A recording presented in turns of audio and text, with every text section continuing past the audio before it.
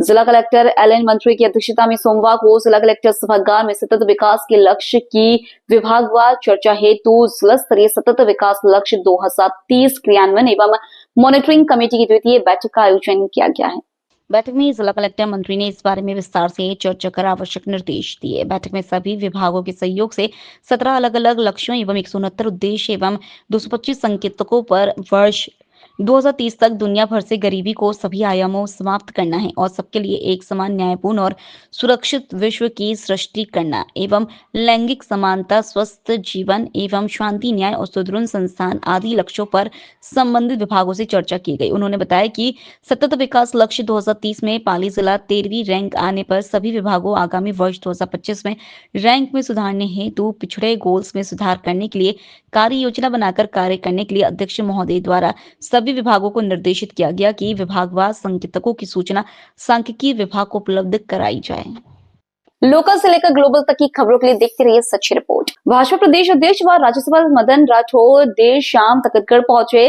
राठौर पूर्व नगर मंडल अध्यक्ष व पार्षद देवाराम चौधरी के भाई पूनम चंद चौधरी निधन पर श्रद्धांजलि दी। वहीं पूर्व मंडल अध्यक्ष गणपत लाल सोमपुरा के पिताजी गोविंद राम के निधन पर घर पहुंचकर श्रद्धांजलि दी। बाद में भाजपा कार्यकर्ता कमलेश रावल के पिताजी रमेश रावल के निधन पर श्रद्धांजलि देकर शोकाकुल परिजनों को ढांढस बंधाया। इससे पूर्व राठौर का मुख्य चौराहे से लेकर जगह जगह कंधे पर उठाकर कार्यकर्ताओं ने साफा एवं माला पहनाकर जोरदार स्वागत किया। रस्म निभाई। राठौर पूर्व पालिका अध्यक्ष व पार्षद अम्बर देवी रावल के निवास पर भी राठौर पहुंचे और पार्षद पारस खान जी के निजी फार्म हाउस पर पहुंचे। राठौर का जगह जगह भाजपा कार्यकर्ताओं ने गर्मजोशी के साथ कंधे पर उठाकर जोरदार स्वागत किया गया। देखिए, ये अशोक गहलोत जी ने ताबड़तोड़ कई निर्णय लिए जाते जाते, और जब कोई भी सरकार जाते जाते अंतिम समय में आचार संहिता लगने से 1-2 दिन पहले कोई भी निर्णय करती है तो नई सरकार आते ही उसका पुनरीक्षण करती है, उस पर विवेचना करती है। और विवेचना करके उन्होंने एक पूर्व सेवानिवृत्त IAS ऑफिसर ललित के पंवार की अध्यक्षता में एक समिति का गठन किया जो इस पर पूरा विवेचन करके रिपोर्ट दे। उसने रिपोर्ट दी और वो कैबिनेट में पेश की और कैबिनेट ने पास की। और इसे ध्यान में रखते हुए कुछ जिले भी समाप्त किए, कुछ संभाग भी समाप्त किए। तो ये सरकार का निर्णय है, इसमें राजनीति है नहीं, पार्टी का कोई लेना देना। निर्णय के बाद आज अनूपगढ़ सासुर में भी जोरदार विरोध हुआ, प्रदर्शन हुआ, व्यापार संघ बाजार बंद रखा। देखिए, किसी को पहले कुछ दे दो और फिर वापस लेना पड़े तो दर्द तो होता ही है, दुख तो होता ही है। जी जी। तो वही हुआ कि पहले दे दिया, चाहे लॉलीपॉप पकड़ा दिया, लेकिन कांग्रेस ने गलतियां की। जो जिले बनाए वो ऐसे अपने निर्दलीय विधायकों को खुश करने के लिए जिले बना दिए। एक जिला एक विधानसभा का, एक जिला 11 विधानसभा का, कैसे न्याय करोगे आप? एक ऐसा जो केकड़ी जैसा जिला बनाया जिसमें 3.5 लाख पॉपुलेशन, और जोधपुर में 21 लाख पॉपुलेशन, जयपुर में 23 लाख की पॉपुलेशन, और दुदू एक विधानसभा का जिला जिसमें 3 लाख की पॉपुलेशन। ऐसे जिले बना दिए थे तो अपीजमेंट पॉलिसी हुई, खुश करने के लिए। क्योंकि गहलोत साहब की सरकार अस्थिर थी। सचिन पायलट अपने समर्थक विधायकों को लेके होटल में खेमाबंदी करके बैठे, और अशोक गहलोत जी अपने समर्थक विधायकों को लेके खेमेबंदी करके होटल में बैठे रहे, कैंप करके बैठे रहे। तो उनको अपने विधायकों को खुश करने के लिए रेवड़ियाँ बांटनी थी, वो रेवड़ियाँ बांट दी। तो बांटने के बाद यदि वापस लोगे दर्द तो होता ही होता है, इसमें कोई दिक्कत की बात नहीं। ठीक है। राजस्थान का मित्रमंडल कभी विस्तार होने वाला है? ये मुख्यमंत्री जी का विवेकाधीन अधिकार है, वो अब खुद निर्णय करते हैं, इसमें पार्टी का कोई लेना देना नहीं। ठीक से। लोकल से लेकर ग्लोबल तक की खबरों के लिए देखते रहिए सच्ची रिपोर्ट। राजकीय उच्च माध्यमिक विद्यालय आमेट के खेल स्टेडियम में चल रही वैष्णव बैरागी समाज की 6 दिवसीय राज्य स्तरीय क्रिकेट प्रतियोगिता वैष्णव प्रीमियर लीग 2024 में सोमवार को SVM क्लब राजसमंद व सरदारगढ़ तहसील बालाजी क्लब टिंगरोल टीम के मध्य में रोचक मुकाबला हुआ, जिसमें निर्धारित 12 ओवर में विकेट पर 117 रन बनाए। लक्ष्य का पीछा करते हुए एसवीएम क्लब राजसमंद ने 11.5 ओवर में 118 रन बनाकर जीत दर्ज की। Man of the match SVM club Rajsamand Yashasdeep Vaishnav रहे। प्रतियोगिता का समापन समारोह मुख्य अतिथि अखिल भारतीय वैष्णव वैरागी युवा परिषद के राष्ट्रीय अध्यक्ष गोपाल वैष्णव, युवा अध्यक्ष मुकेश वैष्णव, सरदारगढ़ की अध्यक्षता में आयोजित किया गया। विशिष्ट अतिथि सेवानिवृत्ति प्राध्यापक वंशीदास वैष्णव, महामंत्री राजू वैष्णव, उपाध्यक्ष व देवकी काका का पीए देवेंद्र वैष्णव, रमेश वैष्णव, सरदारगढ़ लोकेश वैष्णव, निझरना एसबीएम धर्मेंद्र वैष्णव, मंगल चाय पूर्व माज सरपंच लक्ष्मण दास वैष्णव, मनीष वैष्णव, भेरूलाल जमुना आदि थे। कार्यक्रम में अतिथियों द्वारा प्रतियोगिता में प्रथम स्थान प्राप्त करने वाली एसवीएम क्लब राजसमंद को ट्रॉफी, 31,000 रुपए की नकद राशि, सभी खिलाड़ियों को मोमेंटोस व उपविजेता सरदारगढ़ तहसील बालाजी क्लब टिंगरोल को ट्रॉफी, 15,000 रुपए की नकद राशि व सभी खिलाड़ियों को मोमेंटोस पारितोषिक में प्रदान किए। लोकल से लेकर ग्लोबल तक की खबरों के लिए देखते रहिए सच्ची रिपोर्ट। साइक्लोना सेल द्वारा अवैध मादक पदार्थों की तस्करी का भांडाफोड़ करते हुए अवैध गांजा की सप्लाई करते हुए भारी मात्रा में गांजा बरामद किया। साइक्लोना टीम ने किया मादक पदार्थों की अवैध तस्करी का भांडाफोड़। साइक्लोना टीम के गठन के बाद से मादक पदार्थों की तस्करी करने वालों के खिलाफ चला रही है मुहिम। साइक्लोना टीम द्वारा लगातार तीसरे दिन भी सर्द रातों में धरपकड़ की कार्रवाई जारी रखते हुए अवैध रूप से मादक पदार्थ गांजा के तस्करों को दस्तयाब किया। साइक्लोना टीम को मिली सूचना के अनुसार जिला उड़ीसा राज्य से आ रहा बड़ा ट्रक जिसमें भारी मात्रा में गांजा बरामद होने की पुष्टि की संभावना है। प्राप्त सूचना के अनुसार उक्त गांजा उड़ीसा से भरा जाकर जोधपुर में सप्लाई किया जाना था। गांजा तस्करी का भांडाफोड़ करने हेतु साइक्लोनर टीम ने एनसीबी के साथ समन्वय किया। एनसीबी से समन्वय कर प्राप्त सूचना को विकसित किया, जिसके अनुसार उड़ीसा के मलकानगिरी जिले के जयपुर इलाके से 506 किलोग्राम गांजा भरा जाना ज्ञात हुआ। उड़ीसा से राजस्थान सीमा में आने तक ट्रोला पर बाज की तरह अपनी नजर रखी रही साइक्लोनर टीम। इतना बड़ा जब जखीरा पकड़ा गया है, कितनी बड़ी कामयाबी नए साल के एक दिन पहले शुरुआत में। जोधपुर रेंज की जो साइक्लोनर टीम है उसको एक और बड़ी सफलता हासिल हुई है। जैसा आप लोगों को विदित है कि मादक द्रव्यों की का ये जो अवैध धंधा है, जो एक पूरी युवा पीढ़ी का भविष्य तहस नहस कर रहा है और जिसका एक बड़ा गढ़ हमारा मारवाड़ क्षेत्र बना हुआ था, तो साइक्लोनर सेल ने इसको एक बड़ी मुहिम के रूप में ले रखा है और मादक द्रव्य के तस्करों के खिलाफ, भगोड़ों के खिलाफ और इसका ये जो धंधा है, जो कारोबार है, उसके खिलाफ लगातार बड़ी कार्रवाइयां चल रही हैं। उसी की अगली कड़ी में साइक्लोनर की ये 66वीं कार्रवाई हुई ऑपरेशन मनुहार। ऑपरेशन मनुहार के तहत एक बड़ी सफलता अर्जित करते हुए 5 क्विंटल से ज्यादा गांजा, करीब 506 किलोग्राम से भी ज्यादा, जिसका अनुमानित मूल्य, अधिकृत मूल्य 75 से 80 लाख रुपए के बराबर माना जा सकता है। कल आसोप थाना क्षेत्र में साइक्लोनर टीम को एक बड़ी सफलता मिली जब एक ट्रक संख्या RJ19GB4968 ये ट्रॉला है। इस ट्रॉले में 2 लोग, नरेश पुत्र जय किशन निवासी भोपालगढ़ और चेनाराम पुत्र पेमाराम, यह भी निवासी भोपालगढ़, यह दोनों इस ट्रक से इस माल को लेकर आ रहे थे। अगर आप देखेंगे तो इसमें 2-3 बहुत ही दिलचस्प ट्रेंड है। पहली चीज इसमें जो खासियत आई है कि एक पूरा ट्रॉला, खाली ट्रॉला यहां से उड़ीसा ले जाया गया। ट्रॉले में ड्राइवर और ट्रॉले के बीच की जो जगह है उसमें एक वैक्यूम रख के एक हॉलो चैम्बर बनाया गया, गुप्त तहखाने की तरह चैम्बर बनाया गया और उस चैम्बर में उड़ीसा के मलकानगिरी जिले के जयपुर इलाके से, उड़ीसा के मलकानगिरी के जयपुर इलाके से यह गांजा भरवाया गया। यह गांजा 10 किलोग्राम के 42 पैकेट और 4 किलोग्राम के 20 पैकेट, यानी इस तरीके से यह 506 केजी का पैकेट बनाकर बड़े तरीके से छिपाकर उस तहखाने नुमा चैम्बर में रखा गया था और खाली ट्रॉला गया और खाली ट्रॉला लेकर आया था। हमारी टीमें, साइक्लोनर टीम ने एनसीबी के साथ समन्वय किया और उड़ीसा में जहां से यह माल भरा जाता था वहां पर हमने तकनीकी और मानवीय रूप से आसूचना विकसित की और वहीं से इस ट्रक का ट्रैकिंग शुरू किया। राजस्थान सीमा में घुसने के बाद हमने फिजिकली इसका पीछा करना शुरू किया।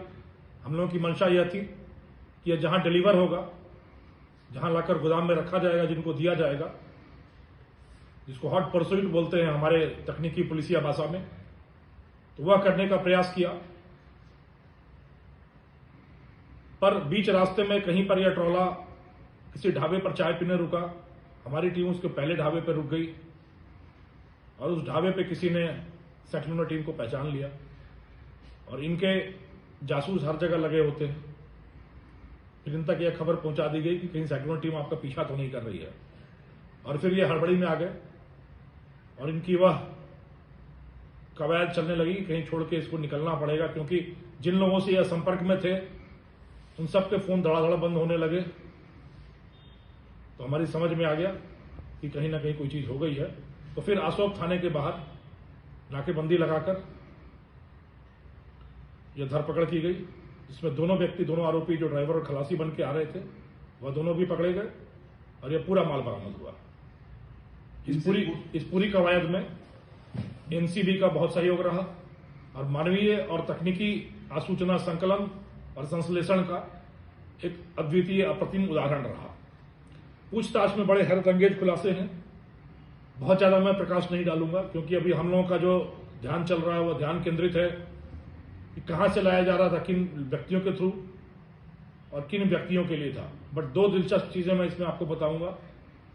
पहली यह कि यह कारोबार, जो एक अन्य आरोपी का भी नाम इसमें आ रहा है, वह जेल में बैठा इस कारोबार की धुरी बना बैठा है।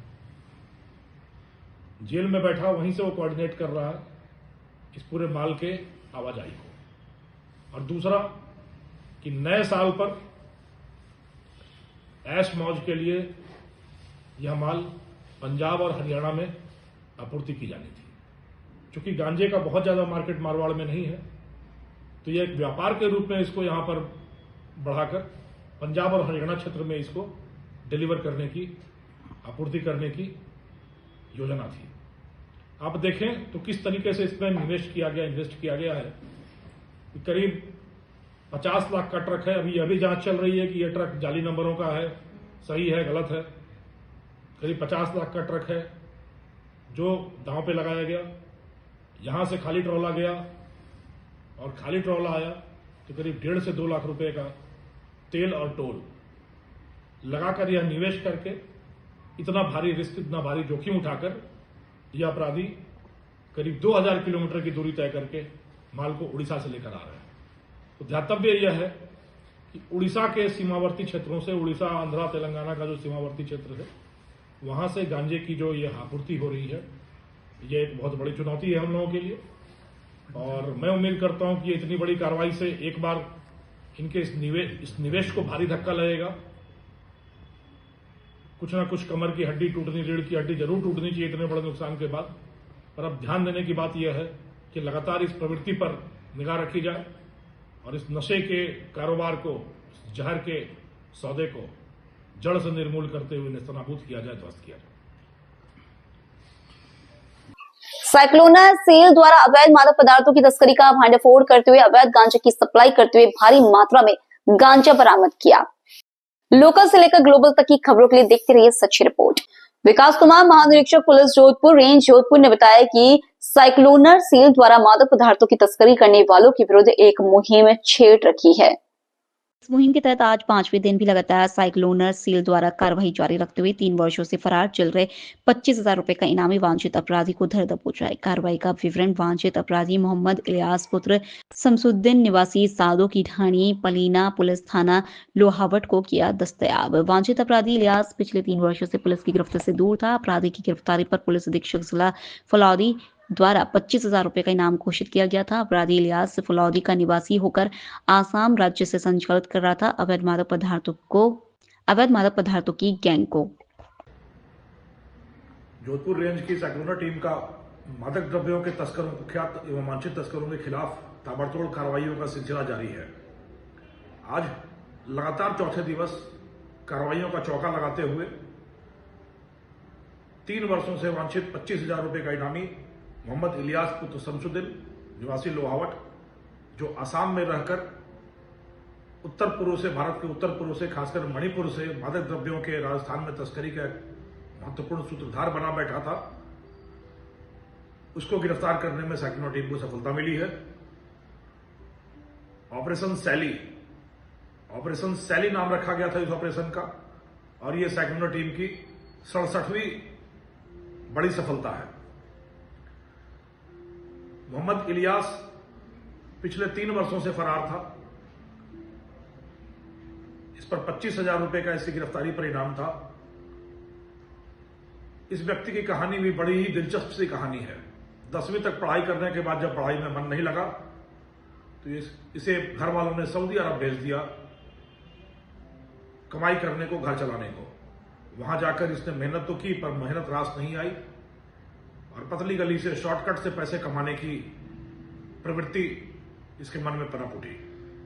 वहां से वापस आकर इसने मार्बल का धंधा शुरू किया, पर जिस व्यक्ति को बड़े बड़े हाथ मारने का, जल्दी से जल्दी अमीर बनने का और गलत तरीके से पैसे कमाने का मन हो या आदत रास आई हो, तो मेहनत के पैसे नहीं कमा सकता था। शीघ्र ही इसके संपर्क मादक द्रव्यों के बड़े तस्करों से हो गए और यह झारखंड से मादक द्रव्य लाकर मारवाड़ के इलाके में आपूर्ति करने लगा। पकड़ा भी गया, जेल की हवा भी खाई, पर आदत नहीं छूटी। झारखंड से यह काम करते करते उसको लगा झारखंड पर पुलिस की नजर पड़ रही है, तो यह उत्तर पूर्व पहुंच गया। वहां गुवाहाटी के नजदीक बरपेटा शहर में, बरपेटा नाम के कस्बे में इसने एक छोटा सा ढाबा खोला और उस ढाबे की आड़ में मादक द्रव्यों की तस्करी के बड़े धंधे को वहां पर पनपा लिया। बहुत दिनों से पुलिस के पास यह सूचना थी, सैक्नो टीम के पास यह सूचना थी, उत्तर पूर्व के क्षेत्रों से मादक द्रव्यों की तस्करी बहुत बड़े पैमाने पर अब शुरू हुई है। उसको टटोलते खंगालते जब पुलिस पहुंची तो पुलिस की रडार पर यह कुख्यात आरोपी इलियास आ गया। बरपेटा इलाके में इसके ठिकाने का पता लगाते हुए, टीम को खंगालते हुए, टटोलते हुए काफी समय लगा और जब हम इसके होटल तक पहुंचकर इसको गिरफ्तार कर पाते, संयोगवश उसके ठीक पहले यह अपने 2 दोस्तों के साथ 9 वर्ष पे मौज मस्ती के हिसाब से राजस्थान के लिए निकल गया। टीम इसको लगातार ट्रैक करती रही और राजस्थान सीमा से हम इसके पीछे हो लिए, माकूल अवसर की तलाश में लगे रहे। जयपुर के पास रिंग रोड के पास एक ढाबे पर बैठकर जैसे इसने चाय पीना शुरू किया कि वही अवसर मिला सैक्नो टीम को और वहां पहुंचते ही इसको दबोच लिया गया। अभी तक की पूछताछ में यह मणिपुर, उत्तर पूर्व के इलाके से एवं झारखंड के इलाके से मादक द्रव्यों की तस्करी के एक बहुत बड़े षड्यंत्र, बहुत बड़े गैंग, बहुत बड़े गिरोह, बहुत बड़े किंगपिन्स का खुलासा कर रहा है। काफी सारी इसने वहां से तस्करी की वारदातें की हैं। पुलिस की गिरफ्त में आने के बाद इसके महत्वपूर्ण रहस्योद्घाटनों से उम्मीद है कि इस तस्करी के गठजोड़ की, रीढ़ की हड्डी तोड़ने में पुलिस को और आगे सफलता मिलेगी। मैं सैक्नो टीम को उनकी शानदार सफलता के लिए, एक और शानदार सफलता के लिए बहुत बहुत अभिनंदन करता हूं और लोगों से, समाज से अपील करता हूं कि यह जो जहर का सौदा है, ये जो नशे का कारोबार है, यह पूरी पीढ़ी को, उनके भविष्य को, उनके जीवन को, उनके सपनों को, उनके स्वास्थ्य को स्वाहा कर रहा है। हम सबको मिलकर खड़े होना है, उठ खड़े होना है, ताकि इस घृणित, कुत्सित कारोबार को जड़ से निर्मूल किया जा सके, ध्वस्त किया जा सके, नेस्तनाबूद किया जा सके। मेरी सबसे अपील है कि आइए, पुलिस के साथ हाथ से हाथ मिलाइए, हम एक और एक मिलकर 11 होंगे और इस पूरे विषाक्त, प्रदूषित, छद्म व्यापार को शीले से उखाड़ सकने में हम सब एक साथ मिलकर ही सफल हो सकेंगे। इस नशे 9 वर्ष पर भी मैं अपील करता हूं युवाओं से कि 9 वर्ष का स्वागत अच्छी हरकतों के साथ, अच्छी आदतों के साथ किया जाए और यह प्रण लिया जाए कि न सिर्फ वह नशे से दूर रहेंगे, बल्कि नशे का कारोबार करने वालों नशे की तरफ लोगों को प्रवृत्त करने वालों के विरुद्ध अभियान चलाएंगे, बिगुल बजाएंगे और पुलिस तक वह सूचना बताकर ऐसे तत्वों का मनोबल तोड़ना, मंसूबे खाक करना और उनको जेल की हवा खिलाने का काम करेंगे। धन्यवाद। लोकल से लेकर ग्लोबल तक की खबरों के लिए देखते रहिए सच्ची रिपोर्ट। कुशीनगर जिले के सांखो पार होम्योपैथिक चिकित्सालय में कार्यरत फार्मासिस्ट नीरज तिवारी के खिलाफ सुरेश कुशवाहा ने शैक्षणिक योग्यता की जानकारी मांगते हुए आरटीआई दाखिल की है। इस संबंध में जब सत्यापन टीम ने चिकित्सालय का दौरा किया तो नीरज तिवारी अपनी ड्यूटी पर उपस्थित पाए गए। नीरज तिवारी ने बताया कि वह भी जेई छपरा गांव के निवासी हैं और इस मामले की जड़ भूमि विवाद से जुड़ी है। उनके अनुसार यह मामला चक मार्ग पर अतिक्रमण को लेकर है। उन्होंने यह भी आरोप लगाया कि शिकायतकर्ता सुरेश कुशवाहा ने उनके खिलाफ व्यक्तिगत दुश्मनी के चलते अब तक अलग अलग नामों से लगभग 200 आरटीआई दाखिल किए हैं। नीरज तिवारी ने स्पष्ट किया कि यह मामला शैक्षणिक योग्यता से अधिक भूमि विवाद और व्यक्तिगत रंजिश से जुड़ा है। उन्होंने कहा कि यह सिर्फ एक बहाना है ताकि उन्हें मानसिक रूप से परेशान किया जा सके। सत्यापन टीम ने पाया कि नीरज तिवारी अपने कार्य क्षेत्र में उपस्थित थे और नियमित रूप से अपने कर्तव्यों का पालन कर रहे हैं। इसके अलावा किसी भी प्रकार की शैक्षणिक योग्यता में अनियमितता का कोई स्पष्ट प्रमाण नहीं मिला है। भूमि विवाद की भूमिका इस मामले में आरटीआई का इस्तेमाल एक व्यक्तिगत विवाद को हवा देने के लिए किया जा रहा है। मैं आपसे बता दूं कि हाई स्कूल इंटर और डिप्लोमा मेरा सर्टिफिकेट है, जिसके आधार पर मुझे नौकरी मिली है। ये जो है 1 से लेकर 5 तक और 5 से लेकर 8 तक सूचना मुझसे मांगते हैं। सूचना मुझसे नहीं, मेरे विभाग से मांगते हैं, लेकिन विभाग मुझसे नहीं कभी 1 से 5 तक का सूचना मांगा है। और ये तरह तरह के अन्य नामों से भी डालते रहते हैं हरासमेंट करने के लिए। रास्ते में जब भी मैं निकलता हूँ कहीं से भी, मैं अपने आवास से या अपने घर से, ये हर जगह हमसे पहले जाके रास्ते में खड़े रहते हैं। कभी फ़ोटो खींचेंगे, कभी किसी को वीडियो भेजेंगे। इस तरह का जो है ये बार बार मतलब हमारे साथ मेरा जीना हराम कर दिए हैं। मैं बहुत परेशान हूँ, मेरा परिवार भी बहुत जो है तनावग्रस्त रह रहा है। मैं भी बहुत तनाव में रहता हूँ। रात भर नींद नहीं मुझे आती है कि कब ये मेरे साथ क्या कर देंगे लोग। जी जी जी जी जी जी जी जी इस पे मैं यही कहूँगा कि माननीय पुलिस के द्वारा जो है इसका पूर्ण रूप से जांच करवा लिया जाए, जो सही हो। अगर मैं कहीं से भी आरोपी सिद्ध होता हूँ, मेरे विरुद्ध कार्रवाई किया जाए, या वो लोग आरोपी सिद्ध होते हैं उनके विरुद्ध दंडात्मक कार्रवाई की जाए। मैं उसके लिए तैयार हूँ।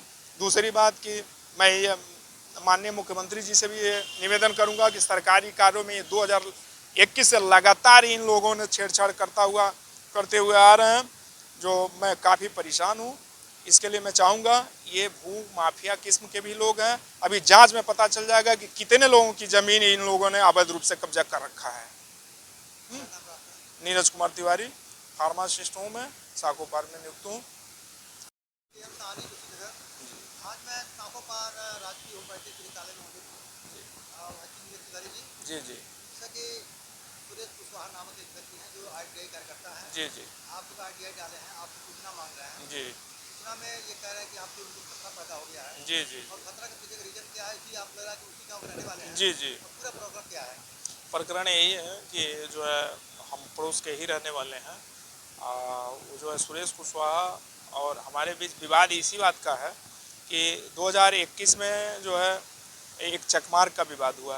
चकमार्ग ये था कि सरकारी ज़मीन थी, उन लोगों ने जोत के खा रहा था, और एक चकमार्ग पे जो है उन्होंने घर अभी भी बनवा के रखे हुए हैं। अभी तक वो खाली नहीं हुआ है, केवल राजस्व विभाग के द्वारा मुकदमा केवल लिखा गया है। आज 3 सालों से वहाँ आने जाने का मतलब डिस्टर्ब रहता है वो रास्ता। ये लोग दबंग किस्म के आदमी है, कम से कम 20 की संख्या है परिवार की इनकी। मैं अकेला व्यक्ति हूँ, उस गांव में ब्राह्मण परिवार से भी मैं अकेला ही हूँ। दूसरी बात, ये लोग जो है कई बार हमारे दरवाजे पे चढ़ के भी गए मारपीट करने के लिए।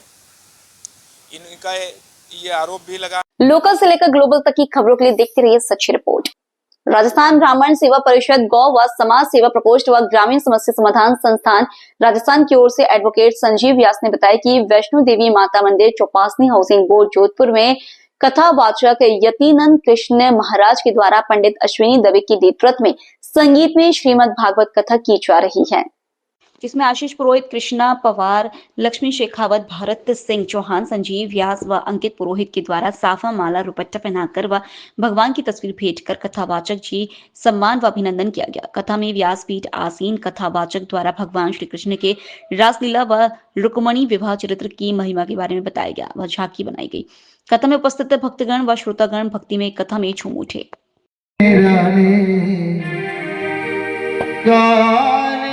लोकल से लेकर ग्लोबल तक की खबरों के लिए देखते रहिए सच्ची रिपोर्ट। कुशीनगर जिले के ग्राम कंठी छपरा, थाना जटहा बाजार, ब्लॉक विशुनपुरा, तहसील पडरौना में खलियान और रास्ते की जमीन पर हो रहे अवैध निर्माण के खिलाफ ग्रामीणों का गुस्सा फूट पड़ा।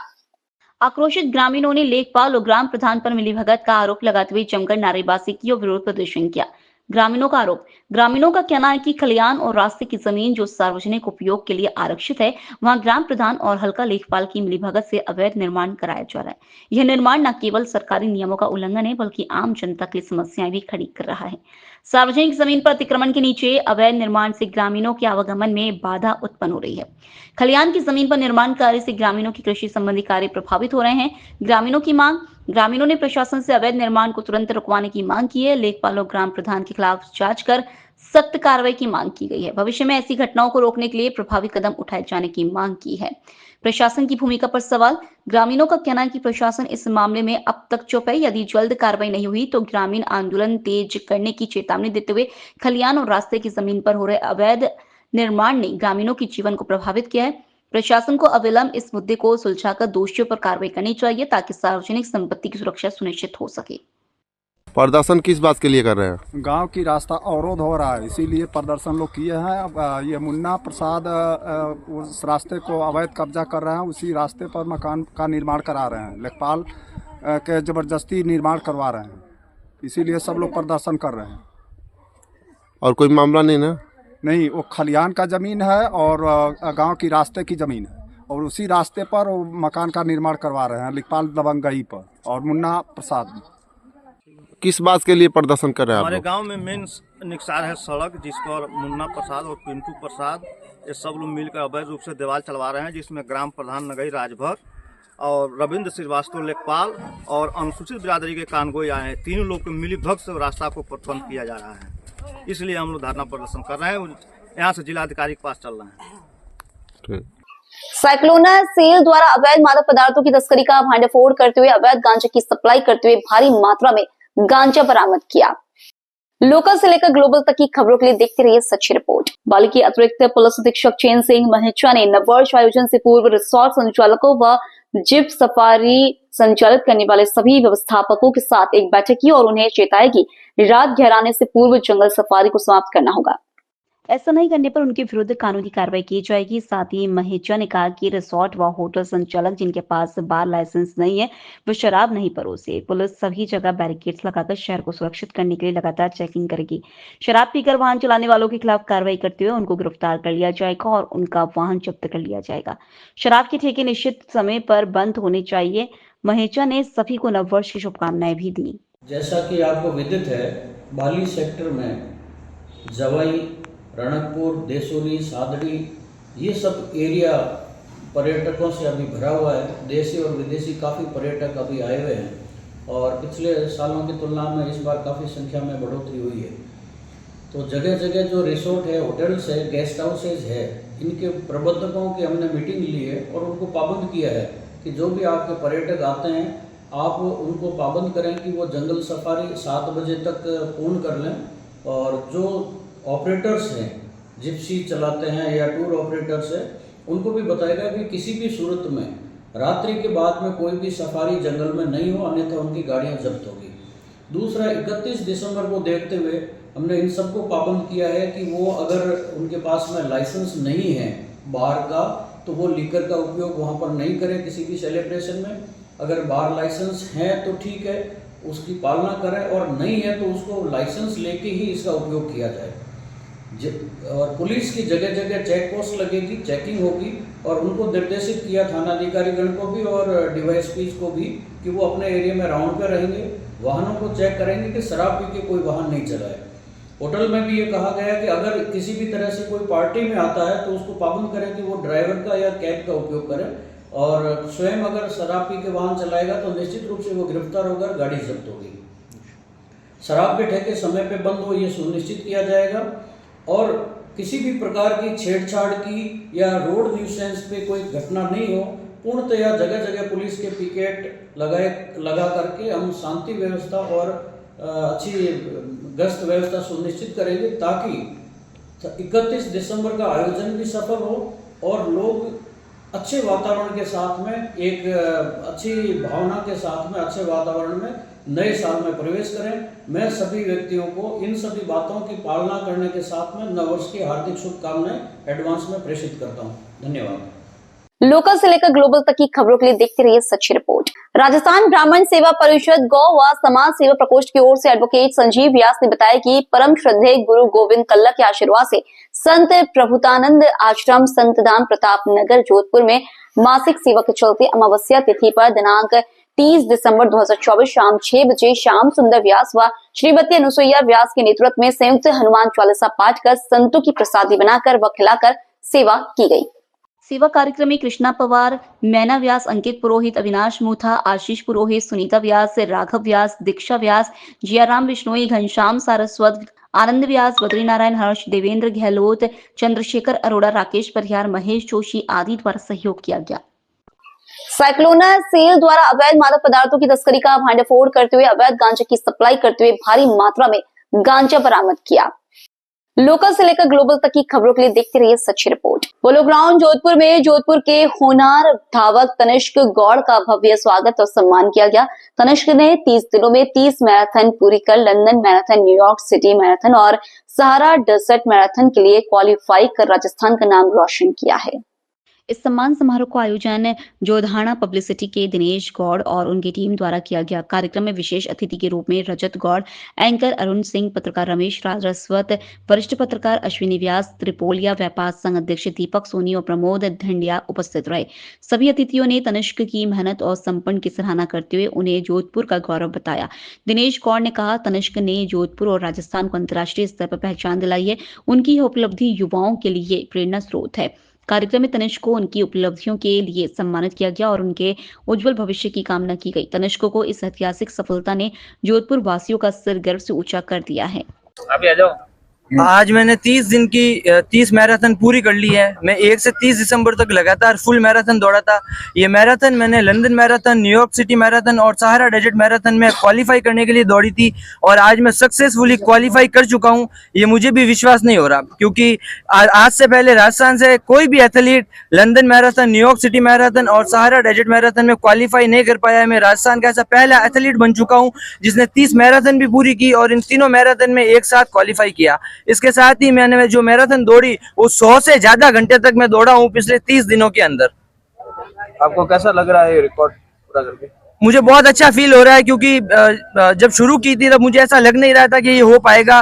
दूसरे दिन जब मैंने अपनी मैराथन शुरू की तो सिर्फ 10 किलोमीटर के बाद में मुझे ये लगा कि मैं यहाँ पर छोड़ दूंगा, मैं आगे नहीं बढ़ पाऊंगा। लेकिन एक बात कहते हैं कि मैराथन जो है वो आपकी लिमिट्स को पुश करती है। तो 10 किलोमीटर के बाद भी मैं नहीं जानता मैंने 42 किलोमीटर कैसे निकाले, लेकिन मैं 2 किलोमीटर 2 किलोमीटर 2 किलोमीटर 2 किलोमीटर करते करते पुश करते करते मैं यहाँ तक पहुँच गया। इसके लिए बहुत बहुत धन्यवाद जी। ये जो आप दौड़ मैराथन लगा रहे हैं इसकी प्रेरणा आपको शुरुआत कहाँ से करी और कब करी और किससे प्रेरणा मिली आपको? मैं सबसे पहले जब मैं 3rd या 4th क्लास में था उस टाइम पर मेरे जो कोच है कैलाश जोशी जी सर भी यहाँ पर है, Sai cricket academy sports authority of India के कोच हैं। कैलाश जी आ गया। मैं सर के पास मैं क्रिकेट की ट्रेनिंग लेने के लिए गया था।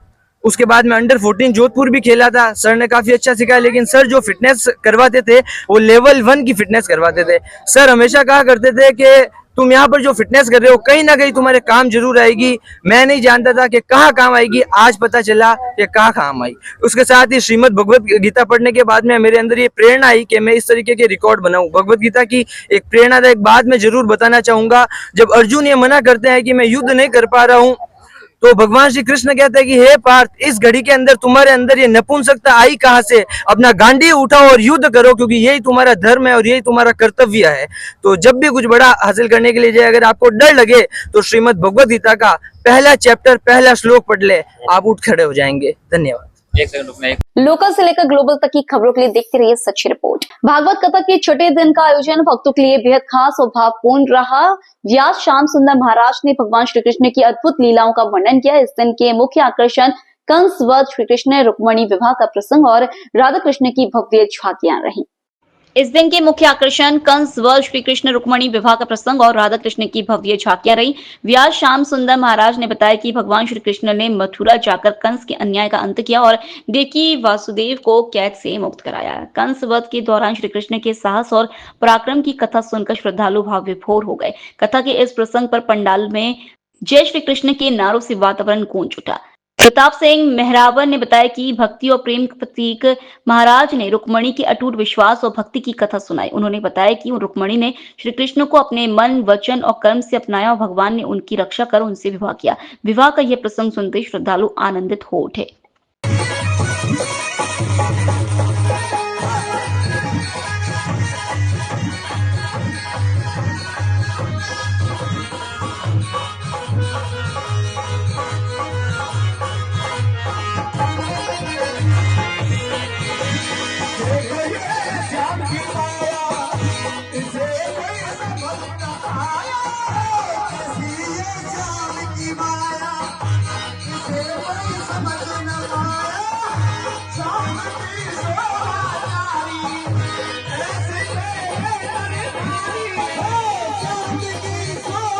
साइक्लोनर सेल द्वारा अवैध मादक पदार्थों की तस्करी का भांडाफोड़ करते हुए अवैध गांजा की सप्लाई करते हुए भारी मात्रा में गांजा बरामद किया।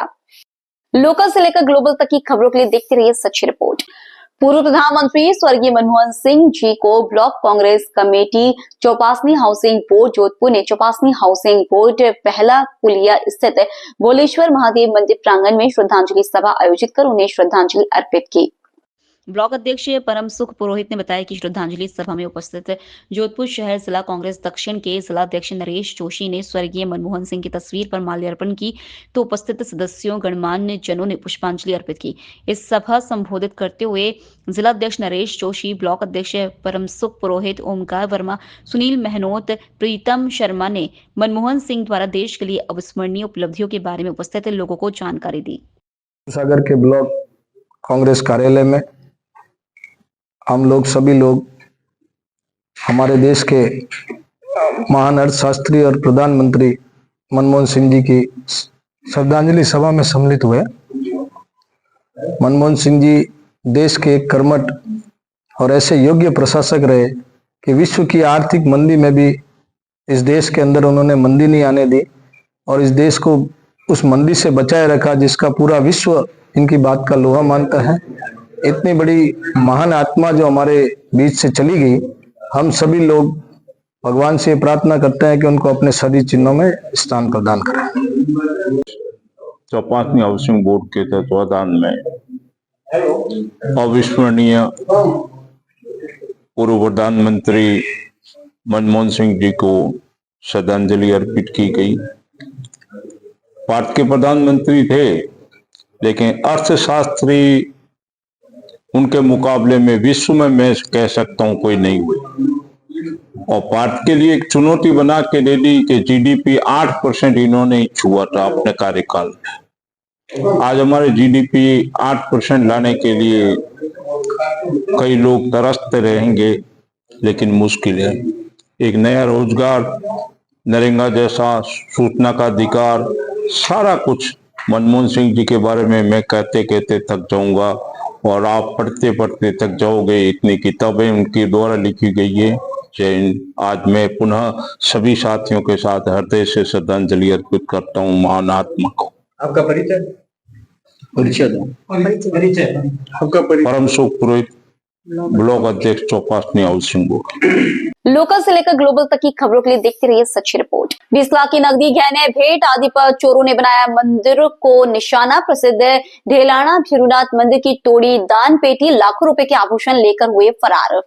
6 महीने बाद आज के दिन खुलनी थी मंदिर की दान पेटी। मौके पर तहसीलदार देवीलाल गर्ग, DYSP ज्ञानेंद्र सिंह, मंदिर अध्यक्ष जगदीश पालीवाल, भीरूलाल कुमावत सहित सैकड़ों भक्त पहुंचे मंदिर।